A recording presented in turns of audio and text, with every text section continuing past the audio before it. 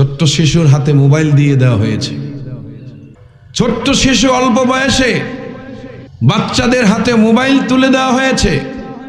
যে স্টাইলে মোবাইলগুলিতে দেখানো হয়, আজকে সমাজের চিত্র তার প্রকৃত সেই স্টাইলই সেই রূপই ধারণ করেছে। কথা বলেন ঠিক কিনা? ছেলেদের চুলের দিকে তাকালে দেখবেন মোবাইলের অ্যাডভার্টাইজ, মেয়েদের পোশাকের দিকে তাকালে দেখবেন মোবাইলে যে অ্যাডভার্টাইজ দেখেছে সেটাই সে পড়েছে। ছোট্ট শিশু এত বড় বড় চুল রাখতেছে। আর এখন আমাদের দেশের ছেলেরা একদল হলো কিশোর গ্যাং, আছে না নাই? আরেক দল হলো গরম পার্টি, আছে না নাই? আরেক দল হলো ঠান্ডা ফাটি। তো কিশোর গ্যাং, গরম ফাটি, ঠান্ডা ফাটি আছে কি? আর কি আছে আপনারা কি জানেন না? কথা বলেন না কেন? ছোট্ট ছোট শিশুরা যুবকদেরকে ধমক দিচ্ছে, বড় বড় বাবার বয়সের, দাদার বয়সের মানুষগুলিকে তারা ধমকাচ্ছে, ঠিক কিনা জোরে বলেন? শাসন করতেছে দল বেঁধে 5 জন 10 জন 15 জন যুবক, প্রত্যেকের হাতেই একটা অ্যান্ড্রয়েড সেট মোবাইল। এটা নিয়ে তারা রাত কাটিয়ে দিতে পারে। কথা ঠিক কিনা জোরে বলেন? আমি তো দেখি, আমি তো নৈশ প্রহরী, আমি সারা বাংলাদেশে মাহফিল করি। রাত যাওয়ার সময় দেখি এই কনকনে ঠান্ডার মধ্যে গাছের নিচে বসে 2 জনে 3 জনে 5 জনে মোবাইল চাচ্ছে। কি চাচ্ছে রে বাবা? হয়তো জুয়া খেলতেছে, না হয় অসৎ চরিত্রের, চরিত্র বিধ্বংসের সকল ব্যবস্থা গুণাগুলি আজকে উন্মুক্ত হয়ে গেছে। কথা ঠিক কিনা যদি বলে?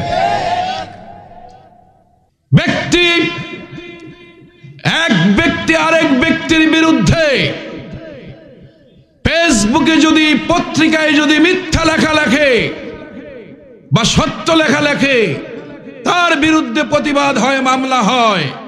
কিন্তু বাংলার জমিনে যুব সমাজের চরিত্রকে নষ্ট করে দেওয়ার জন্য ফেসবুকে অশ্লীল ভিডিও, নাচ, উলঙ্গপনা, বেহায়াপনার জন্য রাষ্ট্রীয়ভাবে কোনো ব্যবস্থা গ্রহণ করা হয় না।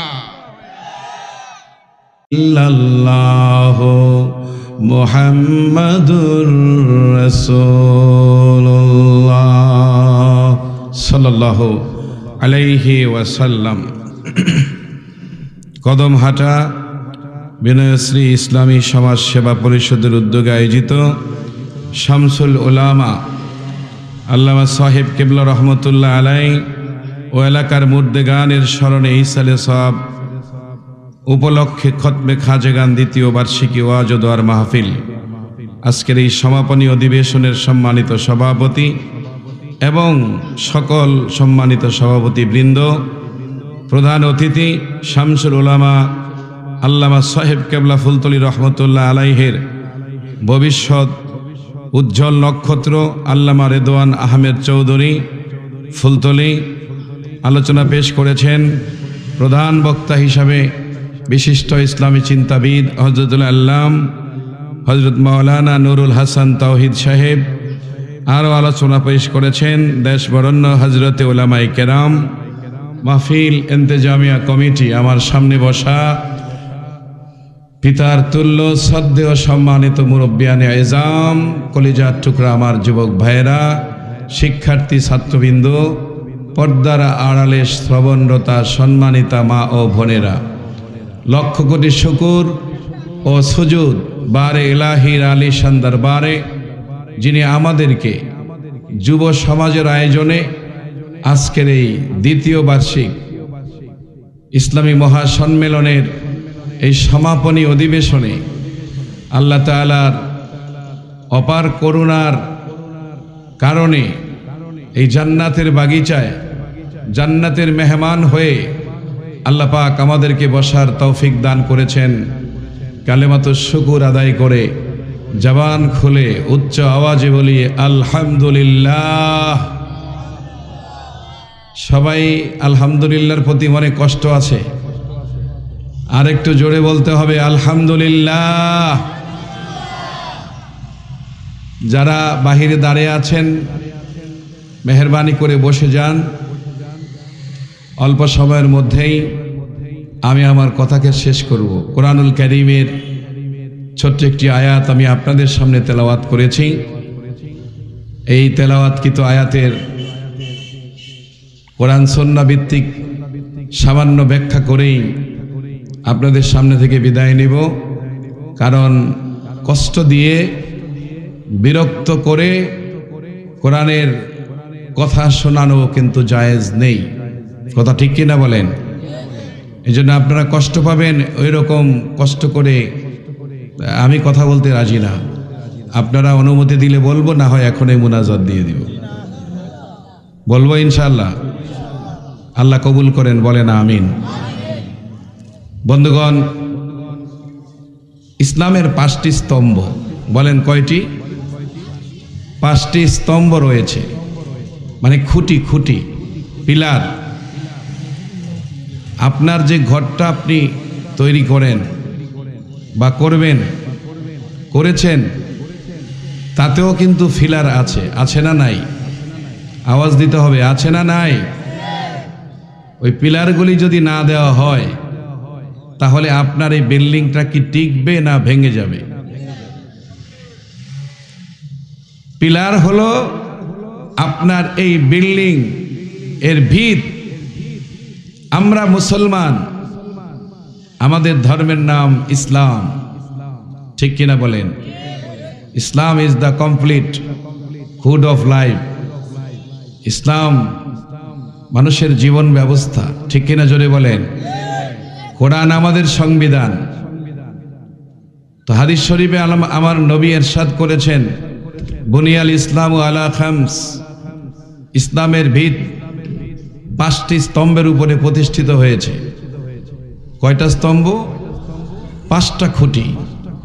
1 নম্বর কালেমা, নামাজ, রোজা, হজ, যাকাত।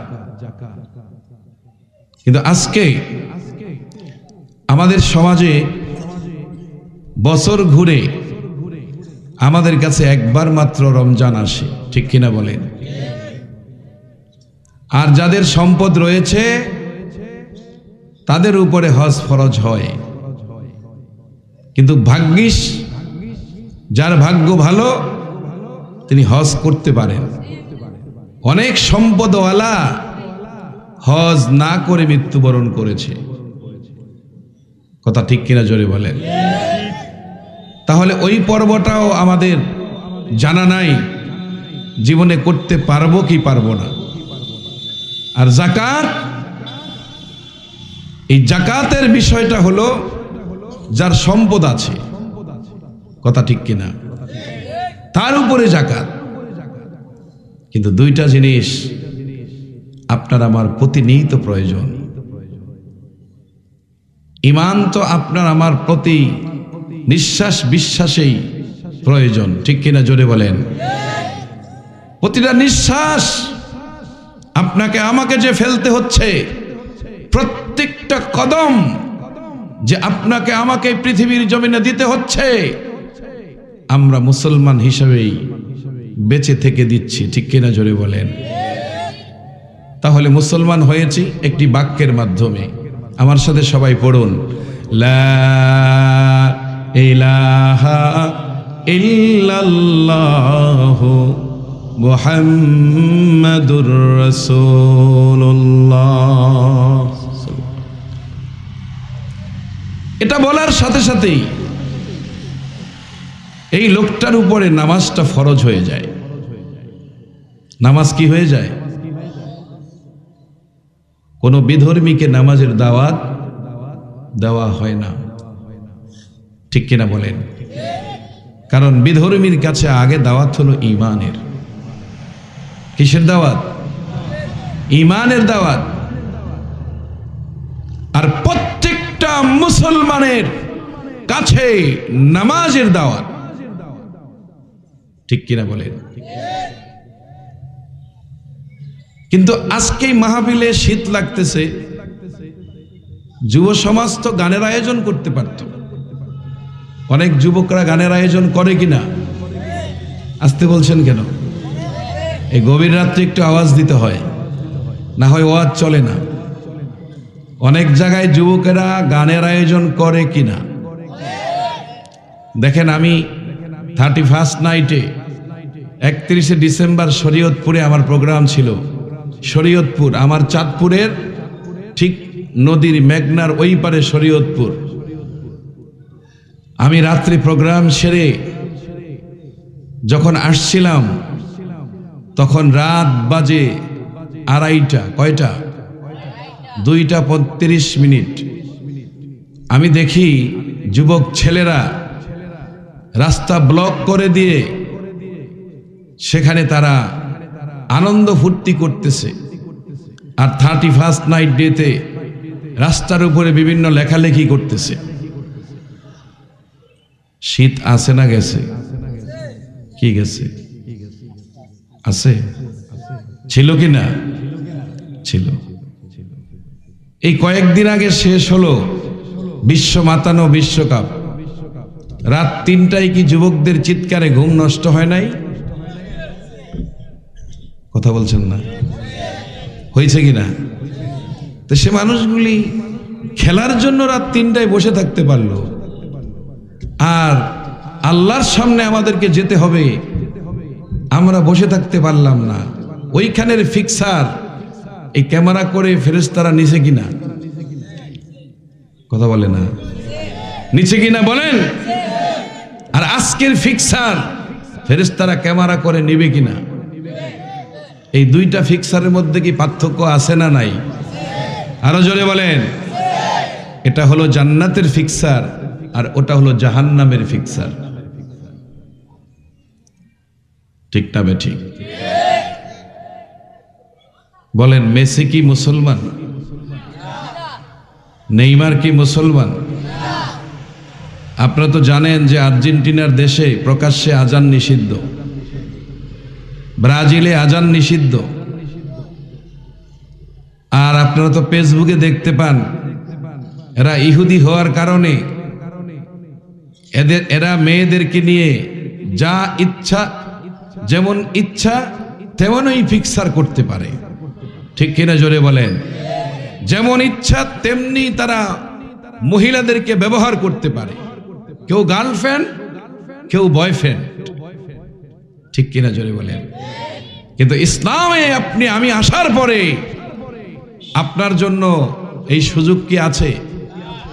বলেন, এই সুযোগ কি আছে? একটা যুবক যদি বিয়ে করতে হয় তাকে ইসলামের আইন মেনে বিয়ে করতে হবে।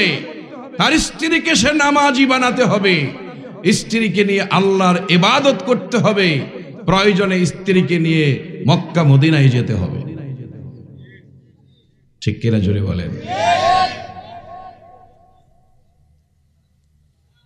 কিন্তু আমাদের দেশে আমার নবীর আদেশ, তোমাদের সন্তানদের বয়স যখন 10 বছর হয়ে যায় তখন তাদের উপরে নামাজ ফরজ হয়ে যায়। 10 বছর পরে যদি নামাজ না পড়ে তাহলে ওয়াদ্রিবুহুম হাত্তা ইজা বালাগু 10 সিনিন। 10 বছর হয়ে গেলে যদি নামাজ না পড়ে তাহলে তোমরা তাদেরকে শাসন করো। কি করো?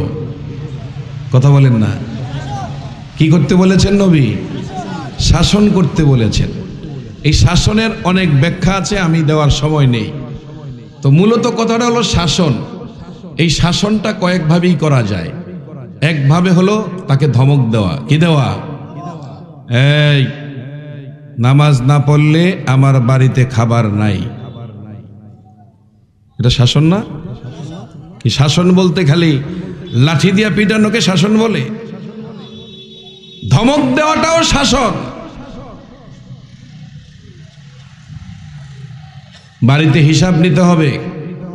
আপনি কাজ থেকে এসে ছেলেকে ডাইকা আনবেন মায়ের সামনে, মেয়েকে ডাইকা আনবেন মায়ের সামনে, যে আম্মাকে গালে চুমু দিয়েছেন, 10 বছরের পরে আর এই সুযোগ নাই।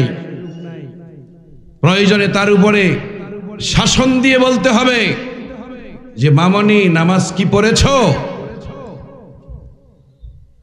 বরং এটা না বলে আমাদের পরিবেশ এমন নষ্ট হয়ে গেছে যে আমরা বলি, মামনি কালকে যে গানের প্রতিযোগিতা আছে, গানটা কি শিখা হয়েছে? বলেন না, আছে না নাই? আরো জোরে বলেন, আছে না নাই? ছোট্ট শিশুর হাতে মোবাইল দিয়ে দেওয়া হয়েছে। ছোট্ট শিশু অল্প বয়সে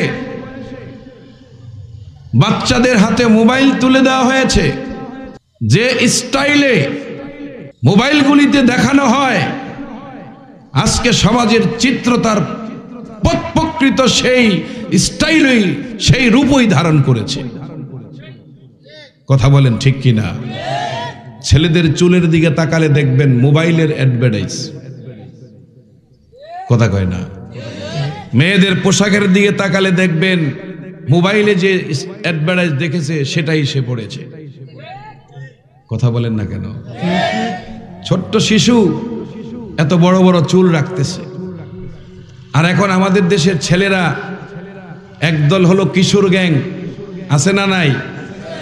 আরেক দল হলো গরম পার্টি, আছে না নাই? আরেক দল হলো ঠান্ডা ফাটি। তো কিশোর গ্যাং, গরম ফাটি, ঠান্ডা ফাটি আছে কি? আর কি আছে আপনারা কি জানেন না?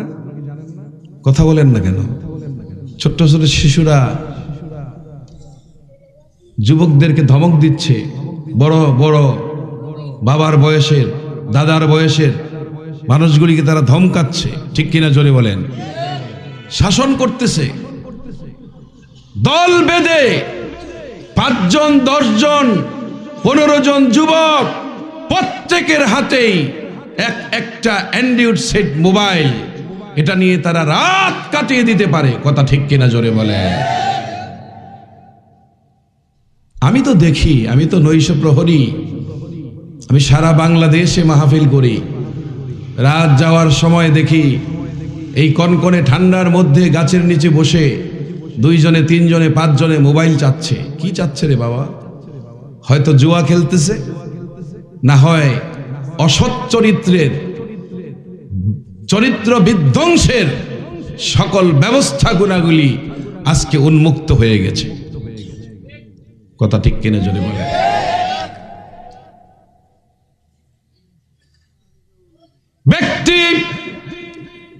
এক ব্যক্তি আরেক ব্যক্তির বিরুদ্ধে ফেসবুকে যদি, পত্রিকায় যদি মিথ্যা লেখা লেখে বা সত্য লেখা লেখে, তার বিরুদ্ধে প্রতিবাদ হয়, মামলা হয়। কিন্তু বাংলার জমিনে যুব সমাজের চরিত্রকে নষ্ট করে দেওয়ার জন্য ফেসবুকে অশ্লীল ভিডিও, নাচ, উলঙ্গপনা, বেহায়াপনার জন্য রাষ্ট্রীয়ভাবে কোনো ব্যবস্থা গ্রহণ করা হয় না। কথা ঠিক কিনা জোরে বলে? মোবাইল অন করলেই আলাদা জগৎ। শিশুরা কি জন্য মোবাইলের পাগল হয়ে যায়? ক্লাস 8-এ পড়ে ছেলে 8-এর মেয়ে নিয়ে ভেঙে গেছে, কথা কয় না? এটা কি রে যুবক, কথা কস না, কি হয়েছে দেখুন না? ক্লাস 9-এ ছেলে পড়ে, 6-এর মেয়ে নিয়ে ভেঙে গেছে। আবার দেখা যায় ক্লাস 7-এর ছেলে, ওই ছেলেটাকে বিনষ্ট করার জন্য শিক্ষিকা তার কাছে বিয়ে বসছে। কথা কয় না, ঠিক কিনা জোরে বলে? আর এগুলি ভাইরাল হচ্ছে, এগুলি সাপোর্ট পাচ্ছে, এগুলি 1 লাখ, 2 লাখ, 5 লাখ ভিউ হয়ে যায়। আর কোরআন সুন্নাহর কথা কোনো ভিউ হয় না। কি কথা ঠিক কিনা জোরে বলেন? এই যে মিডিয়ার ভাইয়েরা আসছে, জিজ্ঞাসা করেন ওরা আসছে কেন? ওরা আসে কোরআনের কথাগুলি ভাইরাল হোক, কথা কোন ঠিক কিনা? মানুষ শোনক, মা ও বোনেরা শোনক, যুবক শোনক, যুবতী শোনক, রাষ্ট্র দেখুক, ঠিক কিনা জোরে বলেন? এগুলি ভিউ হয় না, ভিউ হয় অসৎ চরিত্রের যত কাহিনী আছে সবগুলি, জোরে বলেন ঠিক না বেটি? আজকে সমাজে টিকটকের নামে যা করা হচ্ছে, এদেরকে প্রশাসন কেন গ্রেফতার করে না? আমাদের হাতে তো আইন নাই, কথা বলেন ঠিক কিনা? এদেরকে কেন গ্রেফতার করা হয় না? এদের বিরুদ্ধে বিচার ব্যবস্থা কেন করা হয় না? সমাজ কেন চুপ হয়ে আছে? নেতা কেন চুপ হয়ে আছে? এদেরকে পালন করে কে? এদের বাবা মাকে টিকটক করে নারী নিয়ে প্রকাশ্যে তারা দিবালোকে সকলের সামনে এগুলি করতেছে। ঠিক না বে ঠিক? জোরে বলেন। কি আপনারা আমার কথায় রাগ হচ্ছেন? জোরে বলেন, রাগ হচ্ছেন? আপনারা যদি বক্তৃতা দিতে পারেন সমাজ কাঁপানো, দেশ কাঁপানো, তাহলে আমরা কোরআন দিয়ে বক্তৃতা দিতে পারি বিশ্ব কাঁপানো। আরো জোরে বলেন, ঠিক না বে ঠিক? আমি বলতে চাই, ইহুদি নাসারার বাচ্চারা, ওই বিধর্মীর বাচ্চারা মুসলমানের পিছনে এমন ভাবে লেগে গেছে যে আর টুমেরু একটা দুইটা বছর পরে মসজিদগুলি শূন্য হয়ে যাবে, মুসল্লি পাওয়া যাবে না। ঠিক কিনা মুসলমান? জোরে বলেন। এদের থেকে আমাদের সাবধান হওয়া দরকার আছে না নাই? আরো জোরে বলেন, দরকার আছে না নাই? শুনেন, আমার দুঃখ এই জায়গায়, মাহফিল করে রাত্রে আসছি বাড়িতে, ঘুমাতে পারি না। রাত ৩টায় শুনি মিছিল শোনা যায়, গম ফুটায়, ফটকা ফুটায়, চিল্লে আওয়াজ দেয়। আর এই গভীর রজনীতে উঠা ওই হুজুর বলে গেছে, 2 রাকাত নামাজ যদি আল্লাহর জন্য সেজদা করে দিত, তাহলে তোমার সকল চাহিদা আমার আল্লাহ পূরণ করে দিত। কথা কোন ঠিক কিনা? ইন্নাল্লাহা, নিশ্চয় আল্লাহ, ইয়ানজিলু ফি কুল্লি লাইলাতিন, আল্লাহ প্রত্যেক রাত্রেই দুনিয়ার আসমানে অবতরণ করেন। সুবহানাল্লাহ বললেন না? প্রতি রাত্রেই আয়েশা বান্দাকে ডাকতে থাকে, বান্দাকে ডাকতে থাকে, ইয়া আব্দি, হে আমার বান্দা, কি লাগবে তোদের? আমার কাছে চা, আমার কাছে চাও, আমি তোমাদের দিতে এসেছি। সুবহানাল্লাহ বলেন। আরো জোরে বলেন। রাগ করতেছেন আপনারা? আমি একটু শক্ত কথা বলতেছি নাকি? আমি আশেপাশে এসেছি, কদম হাঁটাতে আসি নাই, এজন্য আমি শক্ত কথাই বলবো। যদি মনে চাই শুনবেন, না মনে চাইলে মুনাজাত শুনবেন। বেশি বলবো না, আমি 12:30টায় মুনাজাত দিয়ে দিব ইনশাআল্লাহ। অল্প সময় আছে, আর সবাই বসেন। বাবাজি, আমার ভাইয়েরা, তাহলে আল্লাহ কোরআনে কি বলছেন? আকিমিস সালাতা তারাফাইন নাহার, তোমরা নামাজ প্রতিষ্ঠা করো। হে নবী, আপনি নামাজ প্রতিষ্ঠা করুন দিনের 2 প্রান্তে, দিনের 2 প্রান্তে, দিনের 2 প্রান্তে। তারাফাইন নাহার, ফজরে আর মাগরিবে, ওয়া যুলাফাম মিনাল লাইল, রাতের কিছু অংশে ইশার নামাজ। জোরে কোন সুবহানাল্লাহ। তাহলে এই আয়াত দ্বারা নামাজ কয় ওয়াক্ত সাব্যস্ত হলো? 5 ওয়াক্ত। কয় ওয়াক্ত বলেন? দিনের শুরু ভাগে কি? ফজর। দিনের মধ্যভাগে কি? জোহর। দিনের শেষ ভাগে কি? আসর। রাতের প্রথম ভাগে কি? মাগরিব। রাতের মধ্যভাগে কি? ইশা। ফজরের নামাজ যে বানাহি পড়িবে, বাবা আদম বেজার হইয়া যাইবে। ঠিক কিনা বলেন? আমার সাথে বলতে রাজি আছেন? সবাই বলেন, ভালো লাগবে, মনটা গলে যাবে, দেখবেন মনটা নরম হয়ে যাবে, নামাজের জন্য প্রস্তুত হয়ে যাবেন। আল্লাহ কবুল করেন। আমি শুধু একটু নামাজ নিয়ে কথা বলে মুনাজাত দিয়ে দেব। বলেন আমার সাথে, ফজরের নামাজ যে বানাহি বাবা আদম বেজার হইয়া যাইবে, জোহরের নামাজ যে বানাহি পড়িবে, আল্লাহর খলি বেজার হইয়া যাইবে। আসরের নামাজ যে বানাহি পড়িবে,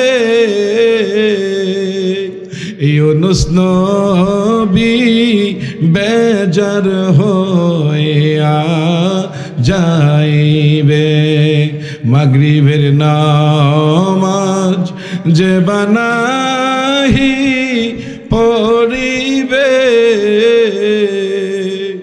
ঈসা নবী বেজার হইয়া যাইবে। এশার নামাজ যে বানাহি পড়িবে,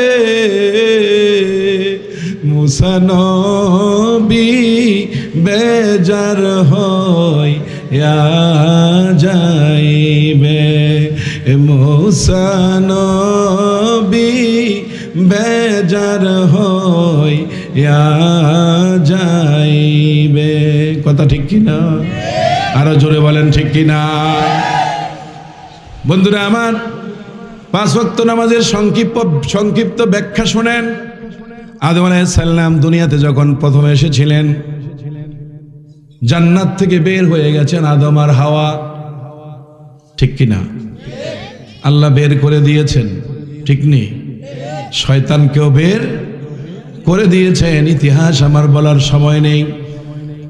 আদম নবী রাত্রে পৃথিবীতে এসেছেন। এখন কি রাত? এখন তো বৈদ্যুতিক ব্যবস্থাপনায় রাস্তাঘাট আলোকিত, তাই না? কথা বলেন না? বৈদ্যুতিক ব্যবস্থাপনায় বাড়িঘরের সামনেও বিদ্যুতের লাইট জ্বলে, বাজারগুলিতেও বিদ্যুতের লাইট জ্বলে, রাস্তাঘাটে বিদ্যুতের ব্যবস্থা আছে না নাই? তো পৃথিবীটাতে যখন ছিল না আলো, শুধু ছিল সূর্য, চন্দ্র, গ্রহ, নক্ষত্র। হযরতে আদম আলাইহিস সালাম রাতে এসে পৃথিবীতে অবতরণ করেছেন। আদম আলাইহিস সালাম শ্রীলঙ্কার সিংহলে, ঠিক কিনা? আর মা হাওয়া জেদ্দায়, দুইজন দুই দেশে পড়লেন। কারোর সাথে কারোর দেখা নাই। আদম আলাইহিস সালাম রাতের গভীরে চিন্তা করে আল্লাহ এমন কোন দেশে পাঠিয়ে দিলেন, কিছুই তো দেখতে পাচ্ছি না, চতুর্দিকে শুধু অন্ধকার আর অন্ধকার। এবার বলেন, কবরটাকে আলোকিত না অন্ধকার?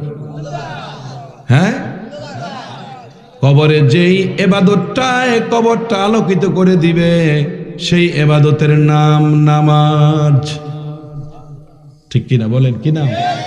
বলেন কি নাম?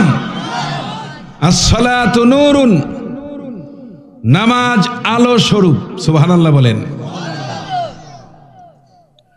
নূরুহুম ইয়াসআ বাইনা আইদিহিম ওয়া বিআইমানিহিম ইয়াকুলুনা রাব্বানা আতমিম লানা নূরানা ওয়াগফির লানা ইন্নাকা আলা কুল্লি শাইইন কাদির।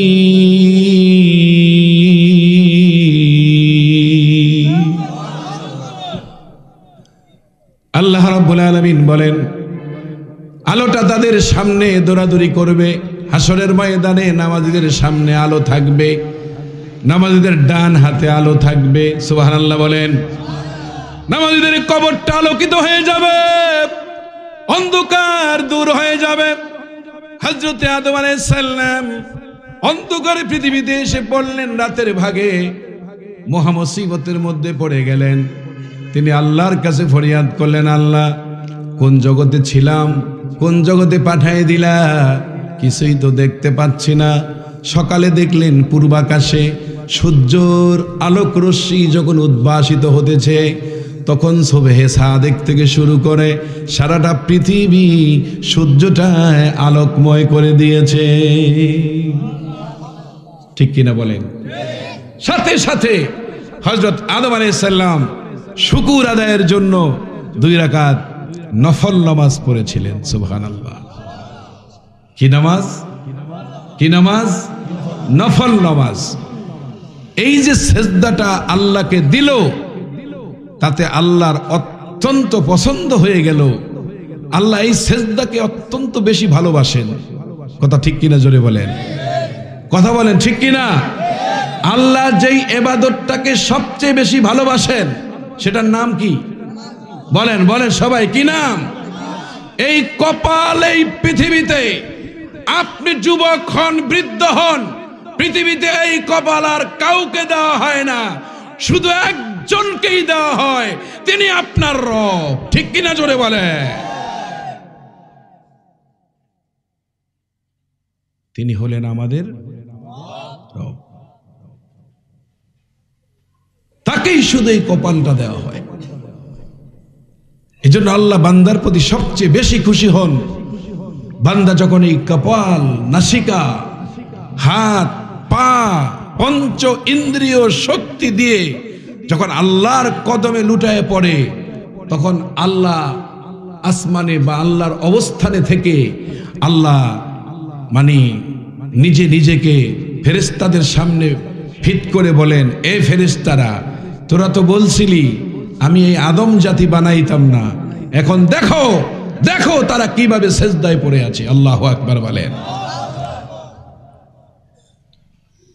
বন্ধুগণ আমার, হযরত আদম আলাইহিস সালাতু ওয়াস সালাম দুইটা সেজদা আল্লাহকে করার কারণে আল্লাহ খুশি হয়ে গেলেন, আর বললেন, মনে মনে চিন্তা করলেন, আমার আখেরি জামানার নবীর উম্মতকে শ্রেষ্ঠত্ব দেওয়ার জন্য, আমার আখেরি জামানার নবীর উম্মতের ফজিলত বাড়িয়ে দেওয়ার জন্য, আমার আখেরি জামানার আমার বন্ধুর উম্মতের মর্যাদা বৃদ্ধি করে দেওয়ার জন্য আমি আমার বন্ধুর উম্মতের উপরে এই ফজর নামাজ 2 রাকাত ফরজ করে দিব। জোরে বলেন না সুবহানাল্লাহ। ফরজ আমদ নামাজে পাঞ্জে গানা, ফজর বড়া আদমে গায়েবানা, খলিলুল্লাহ জোহর আসর ইউনুসরা, মসি মাগরিব এশা বরয়ে মুসা। সুবহানাল্লাহ বলেন। বাইরে আমার, হযরত ইব্রাহিম আলাইহিস সালাম পৃথিবীতে এসেছেন, আসার পরে তার 4টা মুসিবত ছিল। কয়টা? জোরে কোন কয়টা? এই 4টা মুসিবতে তিনি পড়েছেন, মুসিবতগুলি থেকে তিনি উত্তীর্ণ হয়েছেন। এই জন্য আল্লাহ বলেছেন, ইন্নী জাইলুকা লিন্নাসি ইমামা। হে ইব্রাহিম, তোমাকে আমি জাতির নেতা বানিয়ে দিলাম। আল্লাহু আকবার বলেন। কি বানিয়ে দিয়েছেন? নেতা বানিয়ে দিয়েছেন। আসলে কি ইব্রাহিম আলাইহিস সালাম আমাদের জাতির পিতা নয়? নেতা বানিয়ে দিয়েছেন। আল্লাহর দাসত্ব করার কারণে তিনি এই জমিনে এসে 4টা সেজদা করেছেন আল্লাহ রাব্বুল আলামিনকে।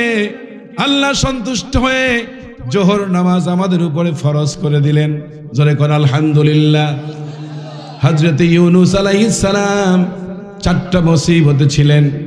1 নম্বরে ছিলে মাছ তাকে খেয়ে ফেলেছে, 2 নম্বরে ওই মাছটাকে আরেকটা মাছে খেয়েছে, 3 নম্বরের বিপদ হলো দাজলা নদী 5 মাইল গভীর তলদেশে মাছ বেহুশ হয়ে নবী ইউনূসকে নিয়ে পড়ে আছে।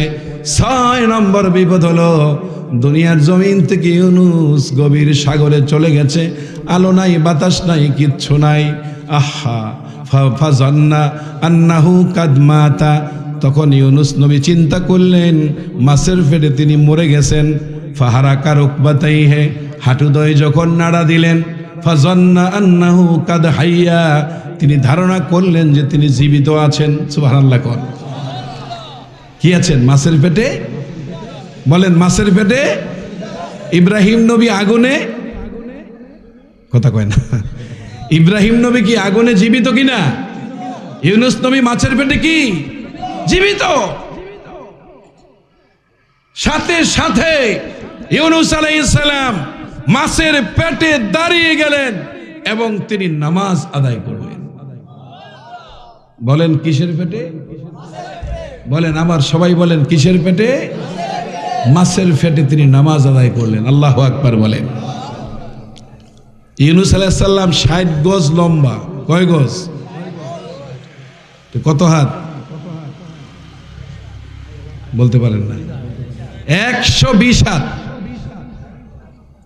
৬০ গজ লম্বা ইউনূস, ১২০ হাত লম্বা। ওই নবীকে যে মাছটা খেয়েছে ওই মাছের পেটের মধ্যে তিনি দাঁড়িয়েছিলেন এবং দাঁড়িয়ে দাঁড়িয়ে সেখানে নামাজ পড়েছেন। আর আমরা খোলা পৃথিবী, আল্লাহর আকাশ, এই মাটিতে সেজদা করলেও হবে, ঘরে সেজদা করলেও কি হবে, মসজিদে করলেও কি হবে, বাড়িতে কি হবে, গাড়িতে, বিমানে, ওই মাঠে, ফ্যাক্টরিতে, ইন্ডাস্ট্রিতে, চাকরির এরিয়াতে, ঘরে বাড়িতে, যেখানে যেখানে না সেখানেই অন্তত পবিত্র জায়গা দেখে যদি আল্লাহকে সেজদা করে দেওয়া হয়, আল্লাহ বলেন আমার বন্ধুর খাতিরে আমি সেই সেজদা কবুল করে নিব। জোরে কন্যা সুবহানাল্লাহ। এই জন্য নবী বলেছেন আমাকে আল্লাহ 5টা জিনিস দিয়েছে, তার মধ্যে একটা হলো যে সারা পৃথিবীর ভূমণ্ডলকে আমার উম্মতের জন্য আল্লাহ জায়নামাজ বানিয়ে দিয়েছেন। জোরে কন্যা সুবহানাল্লাহ। নামাজে কি মজা, নামাজে কি আনন্দ। দেখেন হযরতে আলী রাদিয়াল্লাহু আনহুর পায়ে তীর ঢুকেছে, ঠিক কি না? বলেন কি ঢুকেছে? না, যুদ্ধে তীর ঢুকে গেছে। সাহাবায়ে কেরাম চেষ্টা করে তীর বের করতে পারে নাই। আমার নবীর কাছে সংবাদ আসলো, ইয়া রাসূলুল্লাহ, আলীর পায়ে তো তীর ঢুকেছে। আলী এটা খুলতে দিচ্ছে না। কেন? আলী বলতেছে এই তীর নিয়ে কবরে যাবে, এই তীর নিয়ে আল্লাহর আদালতে দাঁড়িয়ে বলবে, আল্লাহ আমি আলীকে যদি ক্ষমা করার আর কোনো আমল না থাকে আল্লাহ, তাহলে আপনি আমাকে এই যুদ্ধে নবীর আদেশ পালন করে যে তীরটা নিয়ে আমি এসেছি দিন কায়েমের জন্য, আপনি আমাকে জান্নাত দিয়ে দেন। আচ্ছা বলেন তো, আলী রাদিয়াল্লাহু আনহু জান্নাতের সুসংবাদ পাইছে না? কথা বলেন না, পাইছে কি না? পেয়েছে, পেয়েছে। কোন জায়গায় পেয়েছে সেটা এখন আর বলবো না, সেটা বললে আবার অনেক সময় লাগবে। ভাইরা আমার, হযরতে আলী কষ্ট পাচ্ছে দেখে সাহাবায়ে কেরাম ব্যথিত হয়ে গেলেন। আমার নবী বললেন, সাহাবীরা রে, তোমরা আলীকে এখন কষ্ট দিও না। আমার আলী যখন নামাজে দাঁড়িয়ে যায় তখন আলীর পায়ের থেকে তোমরা তীর বের করে নিবে।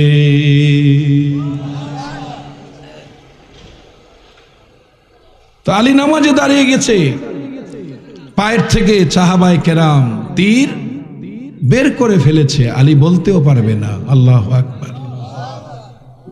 কি নামাজ পড়েছে দেখেন। আর আমাদের নামাজ আমরা স্বাদ পাই না, মজা পাই না, আনন্দ পাই না। কথা বলেন, কথা বলেন, ঠিক না বেঠিক? এর কারণ আছে অনেক। 1 নম্বর কারণ হলো নিয়মিত পড়ি না, ঠিক নেই। 2 নম্বর কারণ হলো নিয়ম মেনে পড়ি না। 3 নম্বর কারণ হলো আমাদের কামাই রুজি হালাল না। কথা কয় না? আমাদের উপার্জন কি না? হালাল না। আমরা যা পাই তাই খাই। কথা কয় না, ঠিক কিনা? নবী বলছেন শেষ জমানায় সুদ থেকে কেউ বাঁচতে পারবে না, সুদের বাতাসটা হইলেও গায়ে লাগবে। আপনাদের এলাকা দিয়ে সুদ টুদ নাই? আছে? সুদের বন্যা বইতেছে, ঠিক কিনা? জোরে বলেন। যেমন বলি, ইমাম সাহেব বাঁচতে পারবে না। ধরেন আমি ইমামতি করি, আপনি আমাকে দাওয়াত করেছেন, বলেছেন হুজুর আমার ঘরে আজকে খেতে হবে। আমি যদি নিষেধ করে দেই, আপনি আমার পিছনে আর নামাজ পড়বেন না। কি ঠিক কিনা হুজুর? বলবেন যে হুজুর এই হুজুরের বিরুদ্ধে এমন লাগবেন মসজিদ থেকে বিদায় না করা পর্যন্ত। ঠিক কিনা বলেন? কিন্তু হুজুর কেন খেলো না? আপনার স্ত্রীর পর্দা নাই, ঠিক কিনা? আপনার উপার্জন হালাল না, তা আপনি যদি ইমামকে হারাম খাওয়ায় দেন, সুদের টাকা দিয়ে, ঘুষের টাকা দিয়ে আপনি যদি সদাই কিনে, ইমাম কেন? আল্লাহ বলছেন কু আনফুসাকুম ওয়া আহলিকুম নারা, তুমি নিজে জাহান্নামের আগুন থেকে বাঁচো, তোমার আহালকেও বাঁচাও। ঠিক কিনা জোরে বলেন? এখন আপনি আমি যদি ইমাম সাহেবকে খাওয়ায় দেই আর আমার উপার্জনটা যদি হারাম হয়, তাহলে ইমাম সাহেবের পেটের মধ্যে সুদের খাবার ঢুকলো কিনা? কথা কয় না, ঢুকছে কিনা বলেন? তাতে ইমাম সাহেবের অন্তরটা শক্ত হয়ে যাবে, ইমাম সাহেবের কলবটা কি হয়ে যাবে? শক্ত হয়ে যাবে। মুনাজাত দিলে চোখে পানি আসবে না। কথা কয় ঠিক কিনা? এই জন্য নবী বলছেন শেষ জামানায় এমন হবে সুদের বাতাস বইতে থাকবে। এই যে একটু ঠান্ডা বাতাস যেমন সবার গায়ে লাগে, সুদের বাতাস সবার গায়ে লাগবে। কথা কোন ঠিক কিনা জোরে বলেন? কিন্তু কোরআনে আসছে কি? ইন্নাস সালাতা তানহা আনিল ফাহশাই ওয়াল মুনকার, নিশ্চয়ই নামাজ মানুষকে সকল প্রকারের অশ্লীল অশ্লীল অপছন্দনীয় কাজ থেকে নামাজ বিরত রাখে। ঠিক কিনা বলেন? তখন আমি অন্যায় করি, নামাজও পড়ি, সুদও খাই প্রথম কাতারে। ঠিক কিনা কোন? আজকে দেখেন সরকার 23 সালকে দুর্নীতি, 23 সালকে দুর্ভিক্ষের সাল ঘোষণা দিচ্ছে। কেন? বিশ্বে সকল দেশে দ্রব্যমূল্য থাকে মানুষের নিয়ন্ত্রণে। ঠিক কিনা বলেন? আর একটা বাংলাদেশ, আমার সোনার বাংলা, আজকে দ্রব্যমূল্য না আছে সরকারের নিয়ন্ত্রণে, না আছে ব্যবসায়ীদের নিয়ন্ত্রণে। যে যেমন ইচ্ছা সে তেমন বিক্রি করতেছে। এর চাইতে জুলুম পৃথিবীতে আর কিচ্ছু হতে পারে না। সাধারণ যে মানুষগুলি খেটে খেয়ে কাজ করে, এরা কয় টাকা উপার্জন করবে? কয় টাকা উপার্জন করে এরা কি কিনবে? যাদের মানবতা নাই, আত্মমানবতার দরদি যারা নয়, এরা কিসের ব্যবসায়ী? এদের ব্যবসা কোনো অবস্থাতেই করা ঠিক হবে না যারা মানুষের রক্ত শোষণ করে খেতে পারে। ঠিক কিনা জোরে বলে? বাংলাদেশের যারা ভালো ভালো পদে বসে আছে, সরকারের অর্থগুলি, সরকারের দেওয়া টাকাগুলি গরিব দুঃখীর হাতে আসার আগেই সেগুলি বন্টন হয়ে যায়। ঠিক কিনা জোরে বলেন? দুর্নীতির বাজারে সয়লাভ হয়ে গেছে। যেই সমাজে দুর্নীতি ভরে যাবে, এটা কিয়ামতের আগেই হবে। জোরে বলেন ঠিক কিনা? কিয়ামতের আগে নামাজির সংখ্যা কমে যাবে। নামাজির সংখ্যা কি? কমে যাবে। কিন্তু তারা আফসোস করবে, আমার কথা শেষ, তারা আফসোস করবে কিয়ামতের ময়দানে, যে ফেরেশতারা জিজ্ঞাসা করবে মা সালাকাকুম ফি সাকার, আজকে তোমরা কেন জাহান্নামে আসলা? তারা বলবে লাম নাকু মিনাল মুসাল্লিন, আমরা নামাজি ছিলাম না। কথা কয় না? আমরা কি ছিলাম না? নামাজি ছিলাম না। ওয়ালাম নাকু নুতইমুল মিসকিন, আমরা মিসকিনকে খাদ্য দেই নাই, দেই নাই। আমরা নিজেরাই এগুলি বোঝাই করে রেখে দিয়েছি। ঠিক কিনা জোরে বলেন? আজকে আমার বাংলাদেশে এমন মানুষ আছে যারা টাকার পাহাড় গড়েছে, ওই টাকার স্বাদ গ্রহণ করার আগে মৃত্যু হয়ে গেছে। সে বলে যেতে পারে নাই কার কাছে টাকা পাও না। ঠিক কিনা জোরে বলেন? ওই যে হুজুর বলে গেছে আকস্মিক মৃত্যু হবে, কারণ সে তো স্ট্রোক করে ফেলেছে, তাকে আইসিইউতে ঢুকাইয়েছে, আবার মৃত সেখান থেকে বের করেছে। সে বলে যেতে পারে নাই কার কাছে টাকা পাবে। কথা কোন ঠিক কিনা জোরে বলে?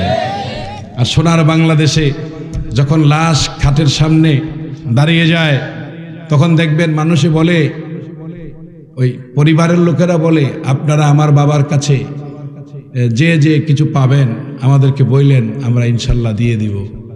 কিন্তু যে ব্যক্তি দেনাদার সে খাটের কাছে এসে সন্তানকে হাত ধরে বলে নাই যে আপনার বাবা আমার থেকে এটা পাইবে।